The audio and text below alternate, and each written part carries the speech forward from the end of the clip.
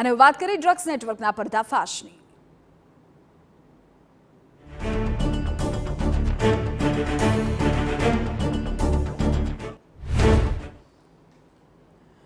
पहला पोरबंदरथी आपने जानकारी आपी दी कि ज्यां अरबी समुद्रमांथी ઝડપાયેલા 3100 કિલો ડ્રગ્સ मामले मोटो खुलासो थयो छे।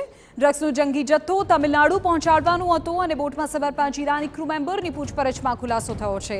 આપને પણ વિગતો આપી દઈએ કે આ ડ્રગ્સને અફઘાનિસ્તાનથી લોડ કરવામાં આવ્યું હતું। ઈરાનની જેટી પર કોઈ ગતિવિધિ થઈ કે નહીં એ તપાસનો વિષય છે, પરંતુ આ ડ્રગ્સનો જંગી જથ્થો તમિલનાડુથી શ્રીલંકા લઈ જવાનો પ્લાન હતો। આ પ્રકારની પણ અત્યારે વિગતો પ્રાથમિક દ્રષ્ટિએ મળી રહી છે।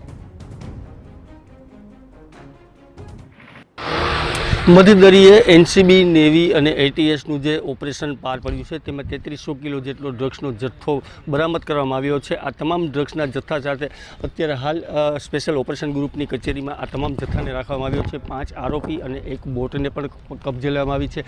અત્યારે સ્પેશિયલ ઓપરેશન ગ્રુપ એટલે કે એસઓજીની જે કચેરી છે એસએસસી ગ્રાઉન્ડમાં, ત્યાં અત્યારે અધિકારીઓની ચહલ પહલ શરૂ થઈ ગઈ છે અને થોડી જ વારમાં આ અધિકારીઓ છે તે જુદી જુદી એજન્સીઓમાંથી આવી રહ્યા છે અને તમામનું અત્યારે જોઈન્ટ ઇન્ટ્રોગેશન કરવાની તૈયારીઓ ચાલી રહી છે।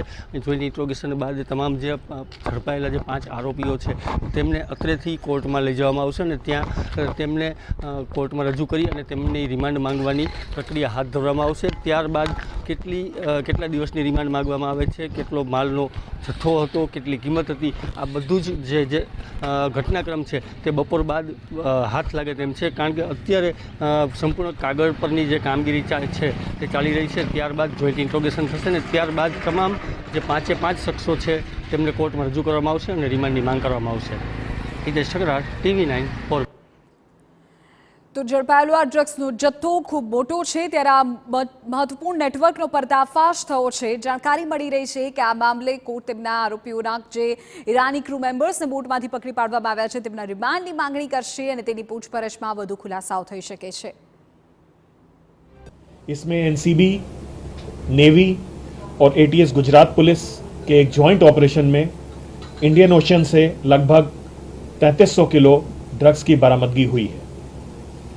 मात्रा और रिकॉर्ड के अनुसार यह देश का उच्चतम ऑफशोर सीजर है, जिसमें चरस और हशीश की सबसे अधिक मात्रा जब्त की गई है।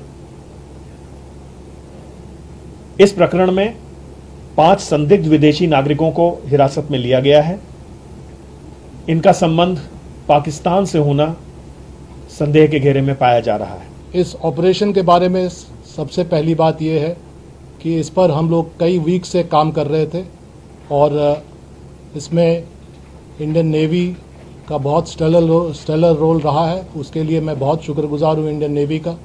और इसमें गुजरात एटीएस ने बहुत ही कारगर कार्रवाई की है। इसी के आधार पर एक हाई में हम लोगों ने इंटरसेप्ट किया नेवी के मदद से। ડ્રગ્સના દૂષણને ડામવા માટે પ્રયત્નશીલ કેન્દ્ર સરકાર અને રાજ્ય સરકારની સુરક્ષા એજન્સીઓએ સંકલનમાં રહીને ઇતિહાસમાં કદાચ પ્રથમ વખત સમુદ્રમાં મોટું ઓપરેશન પાર પાડીને કરોડો રૂપિયાના ડ્રગ્સ ભરેલ જહાજને ઝડપી પાડ્યું છે। નાર્કોટિક્સ કંટ્રોલ બ્યુરોને પેસિફિક ઇન્ફોર્મેશન હતી કે ઈરાન તરફથી ડ્રગ્સનો જંગી જથ્થો ભરીને એક જહાજ ભારતીય સમુદ્ર સીમામાં પ્રવેશ્યું છે અને તે આગળ વધી રહ્યું છે। નાર્કોટિક્સ કંટ્રોલ બ્યુરો દ્વારા ઇન્ડિયન નેવીની મદદ લેવામાં આવી અને જેમ જેમ આ જહાજ આગળ વધી રહ્યું હતું તેમ તેમ સ્પષ્ટ થઈ રહ્યું હતું કે આ જહાજ સંભવતઃ ગુજરાતના દરિયાકાંઠા તરફ જઈ રહ્યું છે, જેને કારણે ગુજરાત એટીએસની મદદ લેવામાં આવી। ગુજરાત એટીએસ છેલ્લા કેટલાક વર્ષો દરમિયાન આવા ડ્રગ્સ ભરેલા જહાજોને ઝડપવામાં અને ઓપરેશન પાર પાડવામાં નિપુણ માનવામાં આવે છે। છેલ્લા કેટલાક વર્ષો દરમિયાન આ પ્રકારે કરોડો રૂપિયાના ડ્રગ્સ ભરેલ જહાજોને અને આરોપીઓને ઝડપી પાડ્યા છે, જેથી narcotics control bureau, Indian navy અને ગુજરાત એટીએસના ચુનંદા અધિકારીઓએ મળીને આ ઓપરેશન પાર પાડવાનું નક્કી કર્યું। અંતે શનિવારથી આ ઓપરેશન શરૂ થયું અને કરોડો રૂપિયાનું ડ્રગ્સ ભરેલ આ જહાજ છે તેને ઝડપી પાડવામાં આવ્યું। લગભગ 3300 કિલોથી વધુનો આ જથ્થો હતો અને તેમાં અલગ અલગ પ્રકારના ડ્રગ્સ હોવાનું માનવામાં આવી રહ્યું છે। જે એનસીબીના સૂત્રો તરફથી વિગતો મળી રહી છે તે મુજબ 3300 કિલો આ ડ્રગ્સમાં 3089 કિલો ચરસ, 158 કિલોગ્રામ એમ્ફેટામાઇન અને 25 કિલોગ્રામ મોર્ફિન નામનું ડ્રગ્સ છે। જહાજમાં સવાર જે 5 ક્રૂ મેમ્બર હતા તેઓની પૂછપરછ દરમિયાન ખુલાસો થયો છે કે ડ્રગ્સનો આ જથ્થો તામિલનાડુ તરફ લઈ જવામાં આવી રહ્યો હતો અને તામિલનાડુમાં આ જથ્થો ઉતારવાનો હતો। આ જ જહાજમાં અથવા તો અન્ય કોઈ જહાજમાં ડ્રગ્સનો આ જથ્થો શ્રીલંકા તરફ પહોંચાડવામાં આવી રહ્યો હોવાનું પણ માનવામાં આવી રહ્યું છે. આ 5 ક્રૂ મેમ્બરની અલગ અલગ સુરક્ષા એજન્સીઓ દ્વારા પૂછપરછ કરવામાં આવી રહી છે. પૂછપરછ દરમિયાન એ બાબતનો ખુલાસો થશે કે ડ્રગ્સનો આ જંગી જથ્થો ડ્રગ્સ માફિયાઓ દ્વારા કયા દેશમાં પહોંચાડવામાં આવી રહ્યો હતો. ભારત દેશમાં જ આ પહોંચાડવાનો હતો કે પછી અન્ય પાડોશી દેશોમાં થઈને યુરોપિયન કન્ટ્રીની અંદર આ ડ્રગ્સનો જથ્થો પહોંચાડવામાં આવી રહ્યો હતો.